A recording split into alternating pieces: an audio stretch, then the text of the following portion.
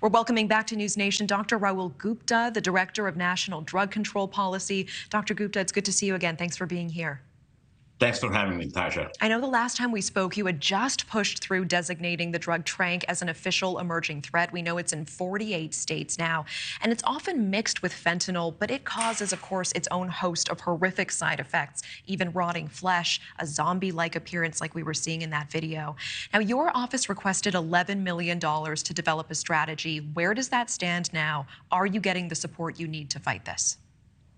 Well, first of all, this administration is continuing to do everything we need and we must do right now to save American lives. At the same time, President Biden has asked for a historic $46.1 billion in drug control budget that includes $11 million for this. We want to increase testing, we want to increase treatment protocols, and we want to make sure that we're scheduling this drug in a way that it stays out of the hands of traffickers so the people aren't dying on the streets. I was myself in Philadelphia recently, and I saw firsthand these wound clinics, individuals that are suffering from addiction that need the help right now. So waiting on Congress to act. As a physician, were even you shocked by what you saw on the streets in Philadelphia right now? Natasha, one of the most important and sort of surprising things to me is it is not just about overdose reversal with naloxone or Narcan. That should continue to happen, but it complicates our response when we're talking about fentanyl mixed with xylazine, because these people have so many more needs, including these terrible flesh wounds.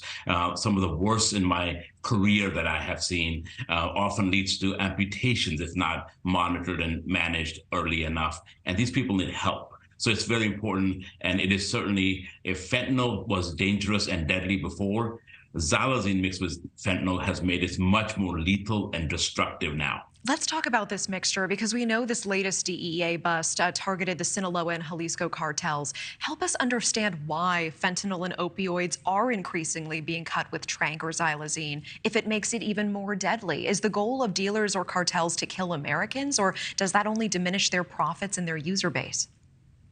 Well, Natasha, that's a great question, because we must look at this as an operation, a commercial operation designed by these dispassionate business people intended on making the most profits they can, even at the lives of costing the lives of innocent Americans. And this is exactly why this administration, for the first time in history, is putting together a commercial disruption enterprise response. This is why you're seeing so much success, is because we're now trying to get these both pills and drugs and weapons, firearms, out of the hands of these individuals, especially in cartels, as well as suck the financial profits out of it. One of the things you've seen is the amount of hundreds, millions of dollars, but also hundreds of millions of dollars that are denied in profits every time these people are arrested, but also that it is denied profit in terms of seizures of these drugs and weapons. And just help me understand this, because isn't it business 101 to not kill your customers if you want them to continue buying from you? If Tranq makes it even more deadly,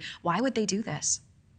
Natasha, the unfortunate fact is they're desperate to make profits at the cost of lives, and they know they have a market not only within America, but across the globe. They've got almost 8 billion people that they see as their potential customers. And that's why the United States is, telling other countries and leading in this effort to fight the scourge of synthetic drugs, because these cartels will stop at nothing to seek profits and harm people, not only in the United States, but across the globe. Okay. Dr. Rahul Gupta, I always appreciate your time. Thank you so much for coming on the show tonight.